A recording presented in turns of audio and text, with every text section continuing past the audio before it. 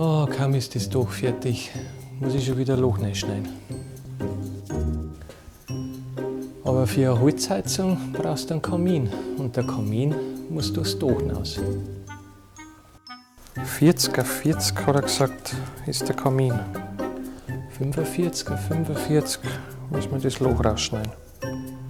Ja, das machen wir. Und damit habe ich dir zu einem neuen Video übers Heizhaus. In dem Video werde ich erst einmal das Loch für den Kamin rausschneiden, weil der Kamin ist nämlich schon da. Da liegt das gute Stück, insgesamt 6 Meter lang und alles fix und fertig. Zum Versetzen von dem Kamin kommt ein Autokran, da habe ich aber jetzt noch keinen Termin, der wird jetzt dann irgendwann die nächsten Tage einmal daherkommen. Und bis dahin muss das Loch da drin sein, damit ich den von oben einfadeln kann.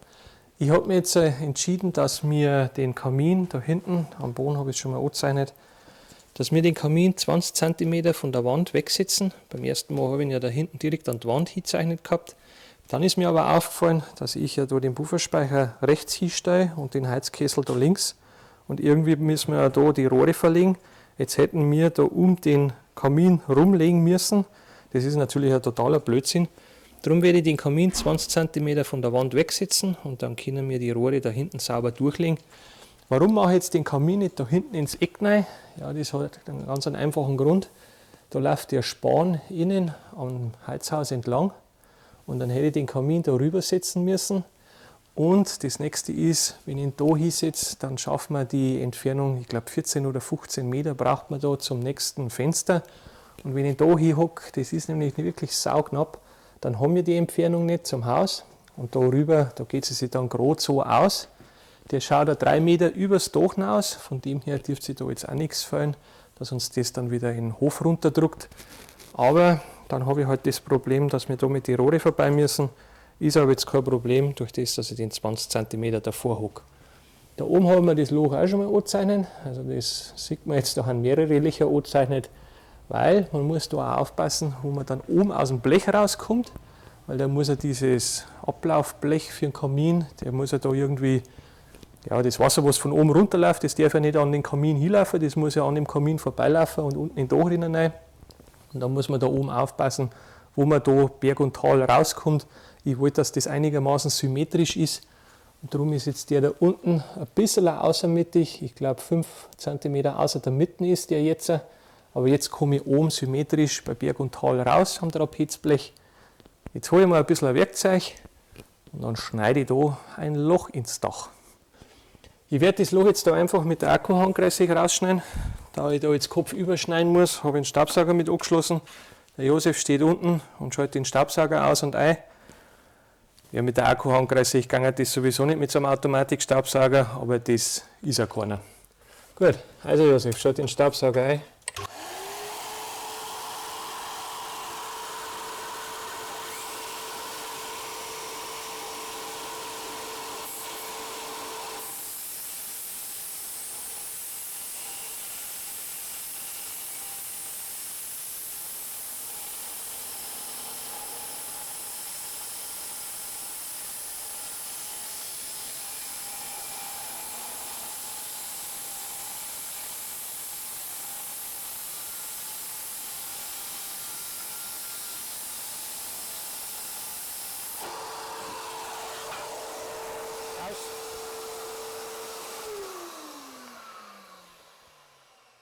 Das machen wir jetzt auf der anderen Seite, ne? Ja. Und dann müssen wir so überstellen. Und dann müssen wir da quer schneiden. Also gib Gas.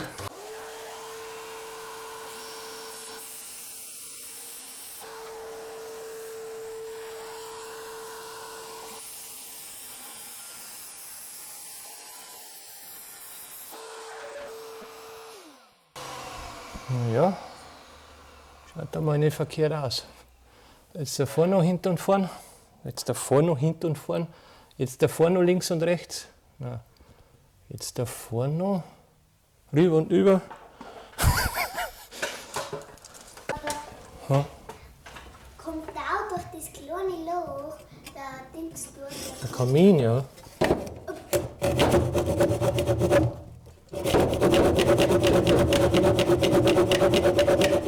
jetzt genau ausgemessen.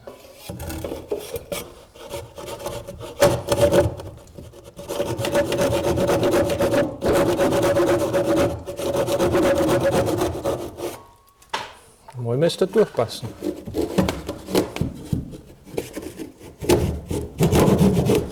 No. Siehst du da? Da ist doch nichts. Ah, da ist die Folie nicht durchgeschnitten.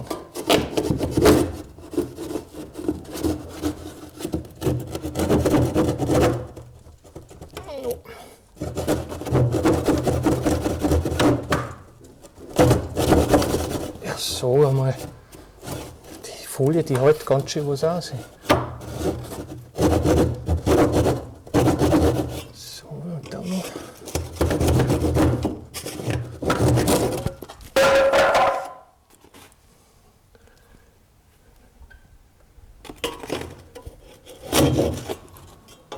Da ist ein Konterlatten.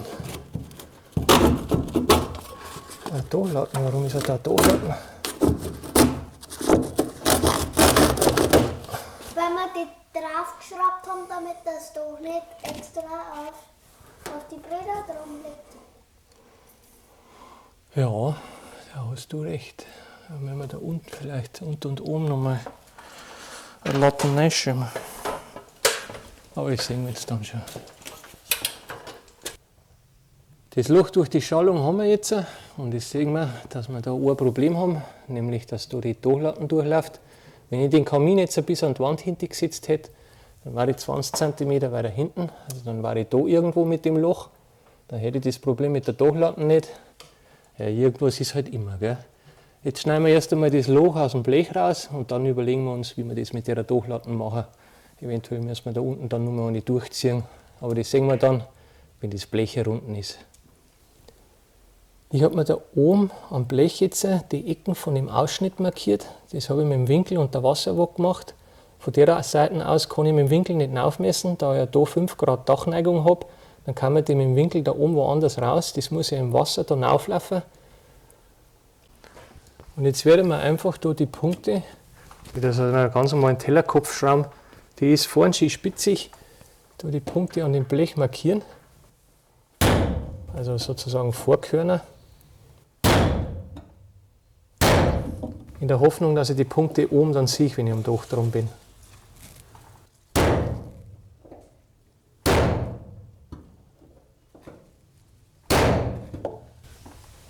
Ja, gerade dass ich das Licht nicht durchsehe. Gut. Auf der anderen Seite kann ich es nicht machen, denn da bin ich jetzt so komisch an das Trapezblech gekommen, da bin ich genau in der Schrägen drin. Aber mir langt es auch, wenn ich 2 Punkte habe, dann kann ich die miteinander verbinden und dann mit dem Winkel darüber messen. Und dann finde ich die Punkte darüber auch. Ich kann es einmal probieren, aber das geht nicht. Nein, da rutsche ich ab. Jetzt gehe ich ins Dach rauf und dann schaue ich, ob ich die Punkte oben am Dach wiederfinde. Die Punkte, wo ich von unten im Blech markiert habe, die sieht man jetzt da oben recht schön. Da ist der obere und da ist der untere. Und jetzt kann man da oben den Ausschnitt im Blech anzeichnen. Den Ausschnitt im Blech habe ich jetzt angezeichnet. Da sieht man jetzt, da bin ich direkt auf dem Berg. Da kann man das Wasser von der Seite da nicht rüberlaufen, weil das bleibt ja stehen. Auf der anderen Seite haben wir jetzt da zwar im Tal, aber da das die Wederseiten ist und das meiste Wasser und der meiste Wind von der Seite kommen, gehen wir mit dem Abdeckblech bis da rüber. Dann kann da auch nichts passieren. Da sieht man jetzt die Markierung nochmal, wo die Flucht unten vom Ausschnitt in der Schallung ist. Jetzt fragt sich vielleicht jeder, warum bin ich jetzt da weiter rausgegangen. Das Ganze hat natürlich einen Grund, aber das kann ich euch besser zeigen, wenn der Kamin dann steht. Jetzt bohre ich in die 4 Ecken jeweils ein Loch und dann schneide ich das Blech aus. Diesmal schneide ich es aber nicht mit der Handkreissäge, weil das hat beim letzten Mal nicht so gut funktioniert. Diesmal schneide ich es mit der Stichsäge.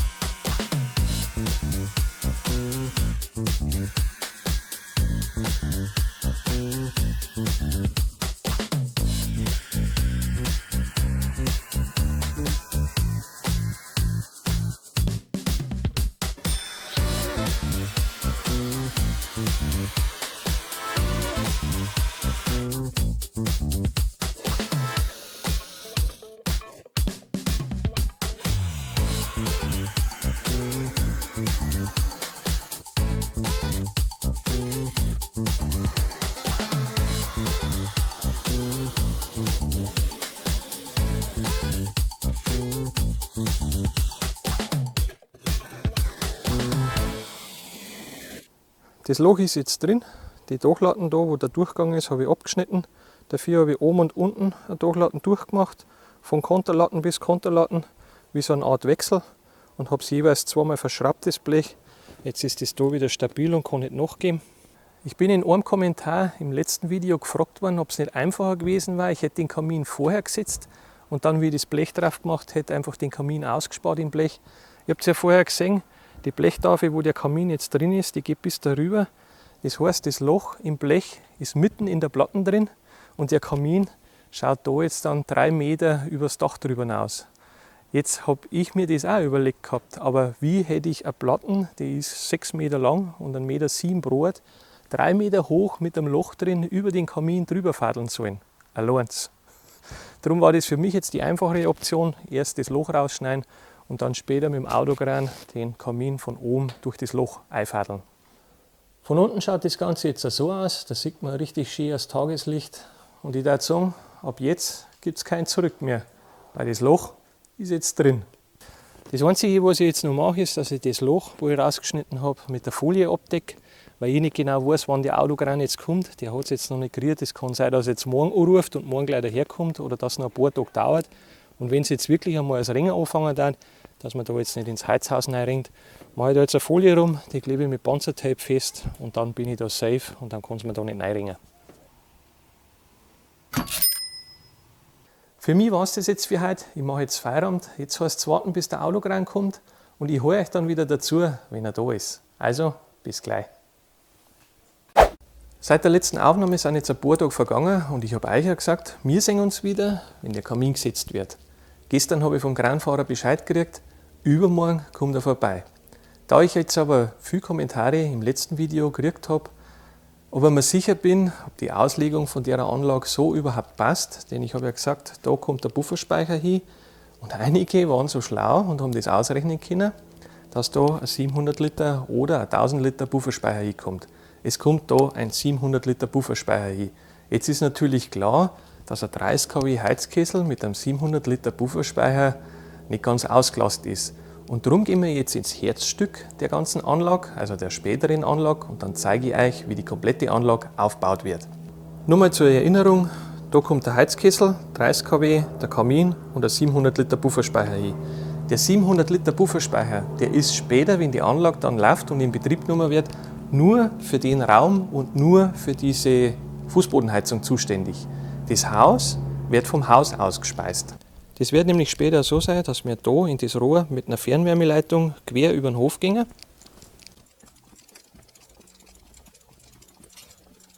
Bis daher, unter dem Pflaster durch und da ins Haus rein. Wir werden dann da in dem Bereich irgendwo mit der Fernwärmeleitung rauskommen. Da hängt jetzt momentan unser Solarregler, der fliegt aber auch raus, weil die Regelung von der Solaranlage kann dann später auch die Scheitholzheizung übernehmen. Und so schaut der komplette Heizraum bei uns momentan aus. Wir haben da unseren Ölkessel, das ist ein Kessel von der Firma Weishaupt, wen es interessiert.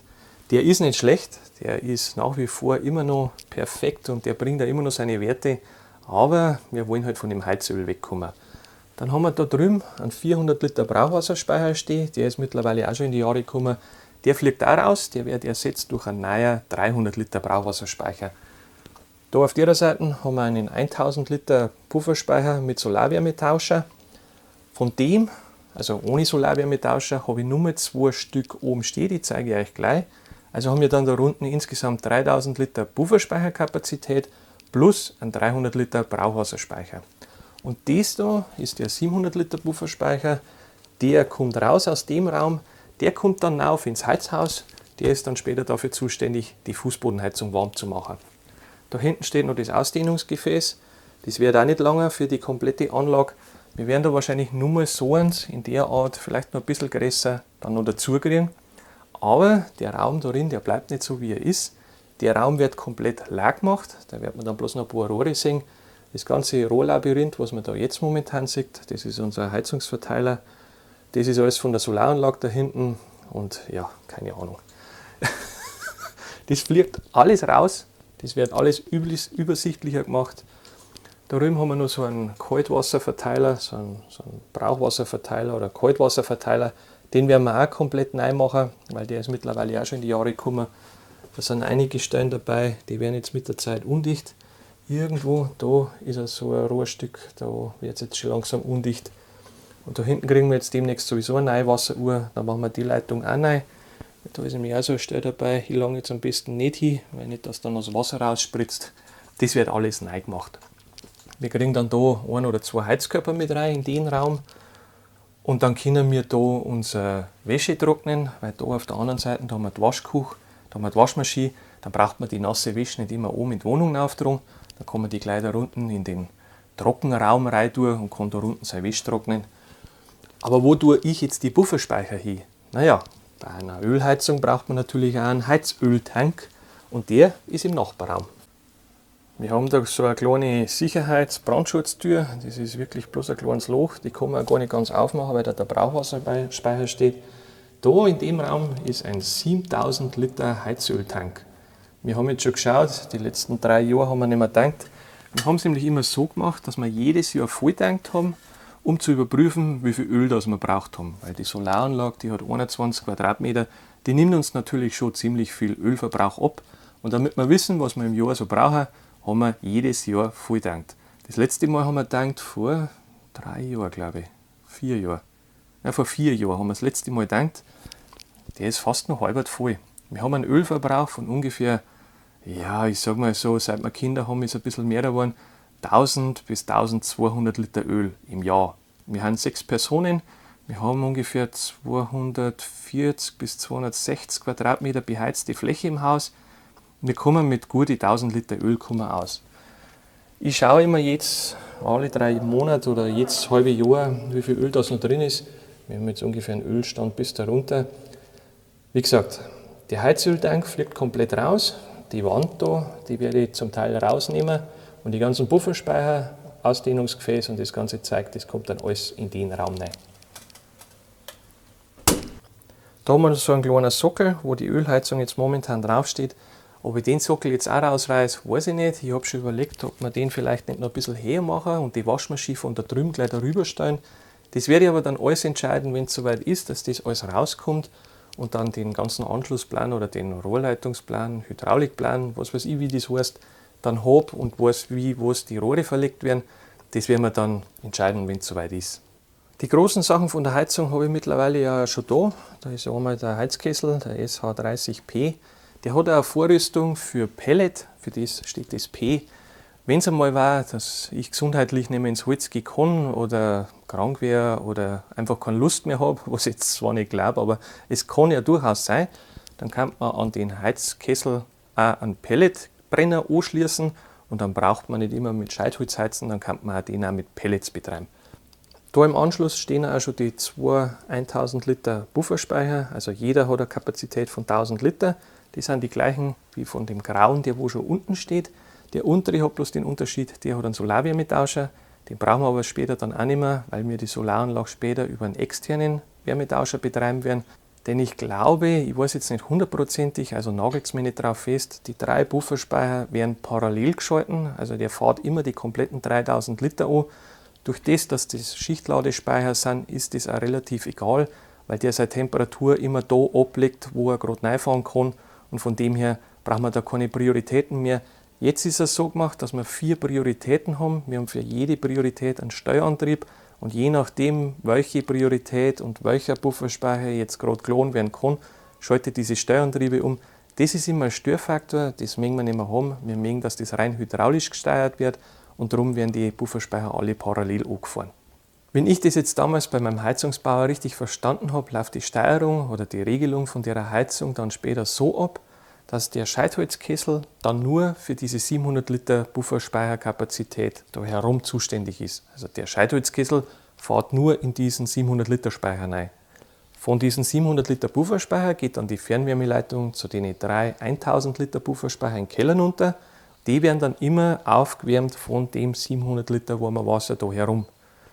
Von den 3 1000 Liter Speicher geht es dann einmal in unser Heizungssystem im Haus. Wir haben oben bei uns eine Wand- und eine Fußbodenheizung und bei meinen Leuten unten ist eine Fußbodenheizung und Heizkörper. Und dann zusätzlich wird von den 3 1000 Liter Pufferspeicher dann noch der 300 Liter Brauchwasserspeicher über einen Wärmetauscher geladen.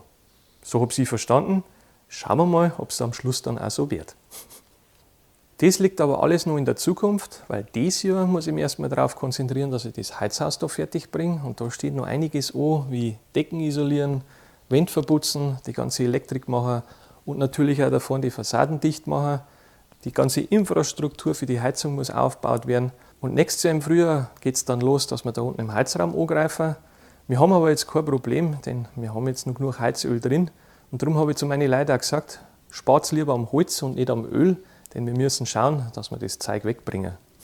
Wenn ihr euch jetzt gerade schon gefragt habt, was da im Hintergrund steht, da stehen 2 Türen. Das ist einmal die alte Tür vom Bad, die ist schön glatt, das ist Eiche rustikal. Eventuell werde ich es umstreichen und die kommt dann da in den Durchgang rein, wo es zur Holzschupfen übergeht. Das Futter habe ich leider draußen deponiert gehabt, weil man gedacht habe, die Tür die brauchen wir sowieso nicht mehr.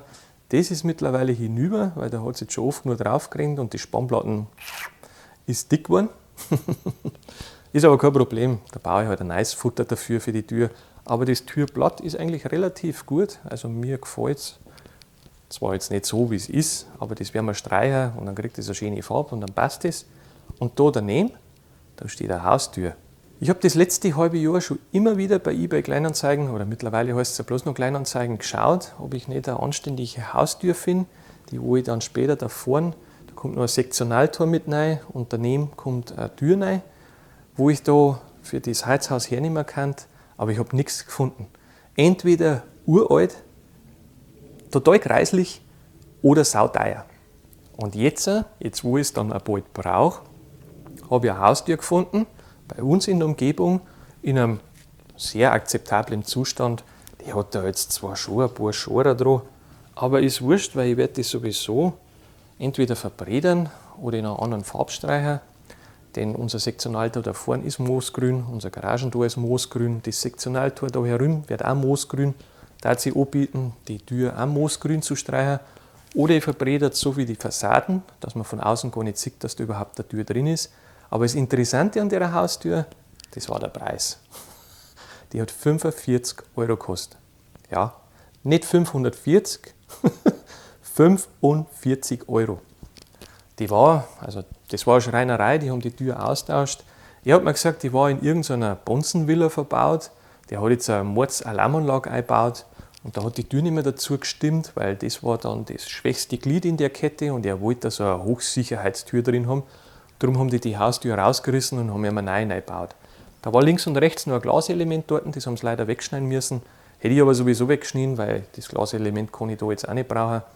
Und so habe ich eigentlich eine pfenniggute Tür für 45 € gekriegt. Das einzige Problem, was ich habe, die ist um 7 cm zu hoch. Also die muss ich noch umarbeiten. Da ist ja da unten die Tropfkanten dran. Das ist die Außenseiten von der Tür, dass wenn das Schlagwasser da runterläuft, dass das nicht in den Raum laufen kann. Das muss ich halt wegschneiden und muss da neue Tropfkanten hinmachen. Ist aber alles kein Problem, das kriegen wir schon hin. Wichtig ist, dass ich einmal eine Haustür habe und das nichts gekostet hat. Und dann ist euch bestimmt noch was aufgefallen und habt euch bestimmt gefragt, warum jetzt da so ein Haufen Getränke aufgebaut sind. Es steht da nicht bloß Bier. Es stehen da auch unalkoholische Sachen. Denn meine Mama ist 70 geworden und wir haben die Chance gleich genutzt und haben der Herrin ein bisschen was aufgebaut und haben der Herrin gefeiert. Ich habe ihr schon oft nur gratuliert, ich brauche ihr nicht mehr gratulieren. Aber wenn ihr Lust habt, dürft ihr gerne unten in die Kommentare alles Gute zum Geburtstag Mama schreiben. Also haut's rein in die Tasten. Wir haben es jetzt wieder einen Tag später und um euch und vor allem mir die Zeit zu verkürzen, bis der Kran mit dem Kamin endlich kommt, habe ich wieder was bastelt. Denn ich habe es mir in dem letzten Video, ihr könnt euch vielleicht noch daran erinnern, da habe ich euch diese Stimmgabel gezeigt zum Aufwickeln von den Feuerwehrschläuchen. Da habt ihr mir in die Kommentare geschrieben, dass das eher suboptimal ist, weil es ja durchs Aufwickeln von dem Schlauch, die Kanten von dem Schlauch immer auf dem Asphalt oder auf dem Untergrund scheuert und schleift. Und das ist auf Dauer nicht gut für die Feuerwehrschläuche, weil auf kurz oder lang schleift es die dann durch. Und noch dazu eiert das ganz schön mit dem Akkuschrauber am Boden. Darum habe ich jetzt was anderes bastelt, sozusagen den Schlauchaufwickler 2.0. Dazu habe ich eine neue Aufwickelvorrichtung gebaut.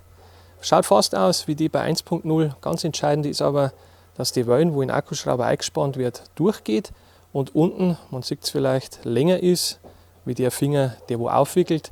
Denn das ist nur ein Urteil von der Aufwickelvorrichtung. Da gibt es nämlich noch einen zweiten Teil und der steht da. Das ist so eine Art Plattform. Da habe ich jetzt einfach so eine eichene Arbeitsplatten hergenommen, die habe ich noch rumliegen gehabt. Da habe ich in der Mitte so einen Aluminiumadapter gebaut, damit ich da ein Inlineskate Kugellager einbauen kann. Die Bohrung von dem oder der Innendurchmesser, das innere Loch von dem Kugellager, das geht durch die Eichenplatten durch.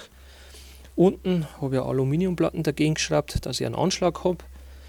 Außenrum habe ich Betoplanplatten auf Gärung mit Lamellos rumgeleimt. Man sieht da die Gärung, damit das ein wenig vor dem Wasser und vor der Witterung geschützt ist, weil die Betoplanplatten halten das besser aus.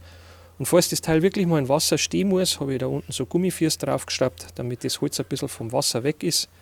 Das Ganze habe ich mit Leinöl einlassen, damit das auch an der Oberfläche wasserunempfindlich ist.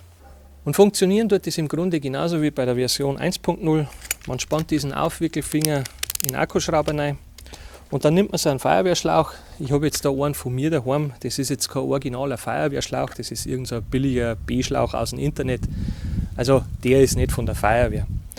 Dann steckt man den Aufwickelfinger da durch. Man sieht jetzt auch, dass unten der Aufwickelfinger raussteht. Den steckt man in das Kugellager ein.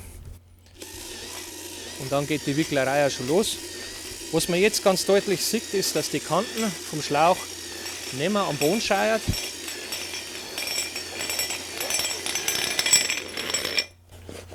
Da ist ein Falten drin. Die tun wir natürlich raus. So.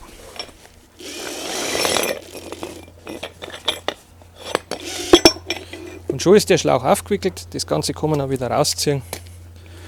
Und fertig ist das Backel. Das Ganze jetzt nur mal von einer anderen Perspektive aus, dass man das besser sieht mit dem Schlauch.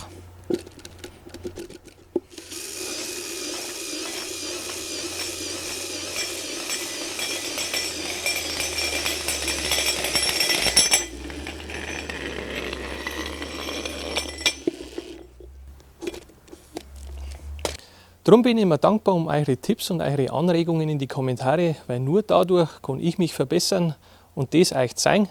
Und das da, das ist euch zu verdanken. Wir haben jetzt am Samstag Feuerwehrübung. Da werde ich das Ding das erste Mal richtig im Einsatz oder in der Übung ausprobieren und euch dann berichten, ob es funktioniert hat oder auch nicht. Ihr wisst, ich bin immer ehrlich zu euch und wenn was nicht funktioniert, bin ich mir nicht schade drum, dass ich euch das auch zeige.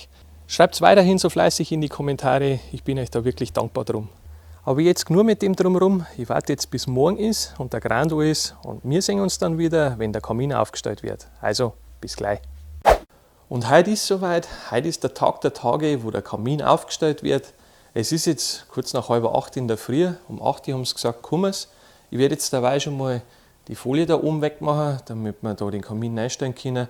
Eine Leiter habe ich schon hergestellt und dann warte ich einfach bis kommen. Der Autokran ist jetzt da und jetzt kann es losgehen. Schaut es euch an. Von lieb her.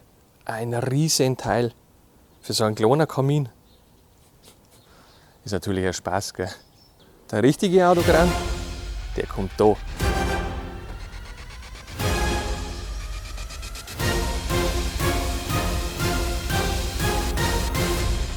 Faltermeier.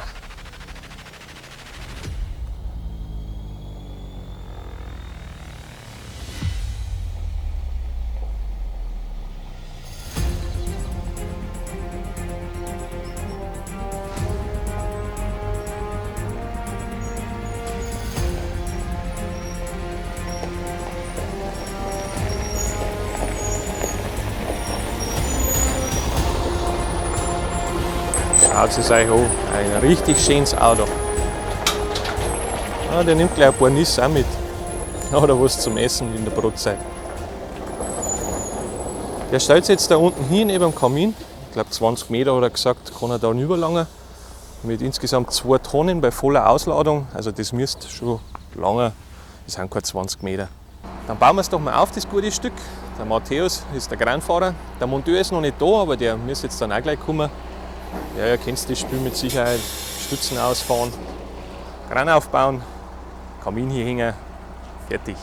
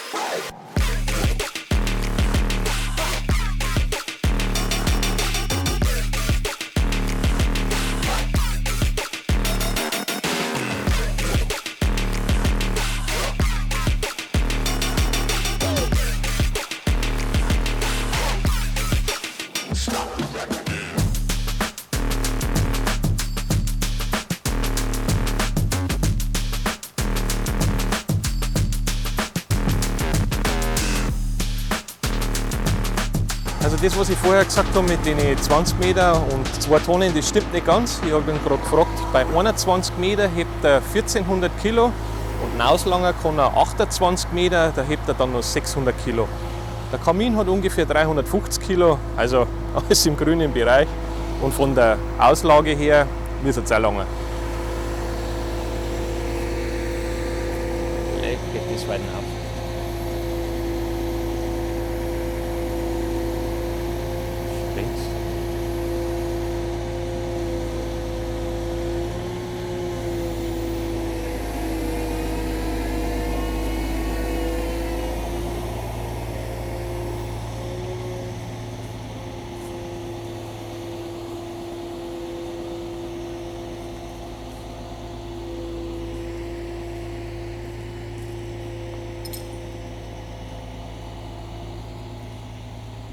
Jetzt ist der ganze Trupp da. Der Thomas ist jetzt auch gerade gekommen. Der ist von der Firma Freischornsteine, also das sind die, die den Kamin bauen. Und jetzt geht es wirklich los. Jetzt geht es erstmal darum, den Kamin erst einmal aufzustellen und an den Kran hinzuhängen.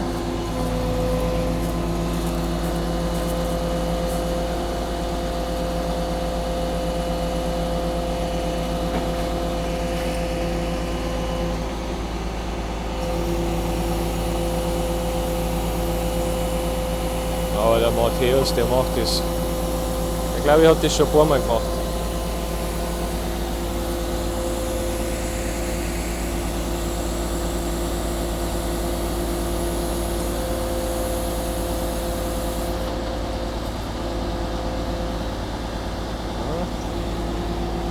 Und schon hängt er.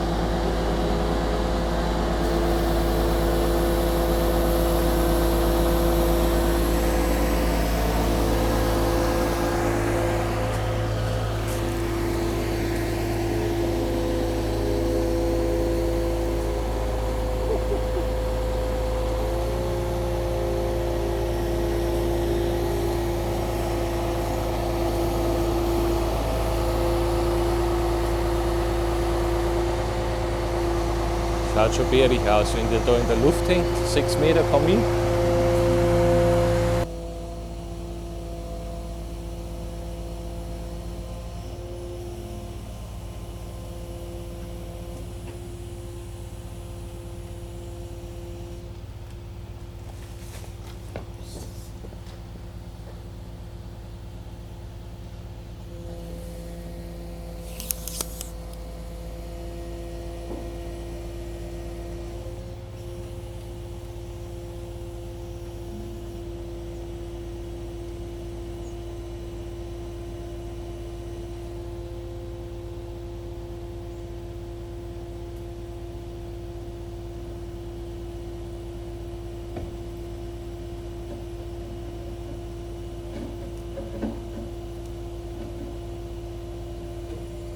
Es schaut fast dann noch aus, wie wenn mein Loch passen darf.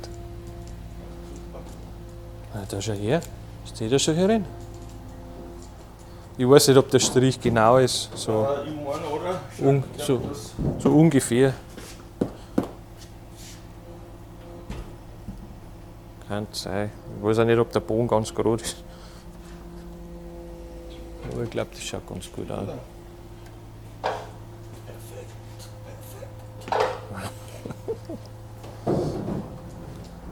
Ja. Jetzt haben wir da hinten die 20 cm Platz, wo wir die Rohre durchlegen können. Unfrei. Der Kamin steht und wenn ihr euch jetzt fragt, was der Matthäus da oben tut, ja irgendwie muss er seine Anker da wieder runterbringen. Das ist halt ein richtiger Kranfahrer, gell? Dem macht das gar nichts aus. Ich glaube, der macht das daheim auch ab und zu. Der baut sich daheim seinen Kran auf und dann schaukelt er ein wenig. Der macht das sichtlich Spaß.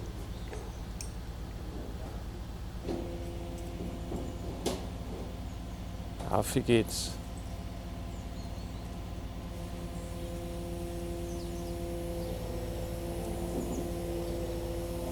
Das ist wie auf einem Volksfest.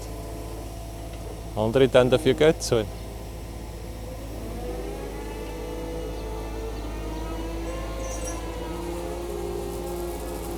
Die ganze Aktion hat jetzt ja, nicht einmal eine Dreiviertelstunde gedauert. Der Thomas und der Matthäus müssen weiter, die haben nämlich noch eine Baustelle vor sich.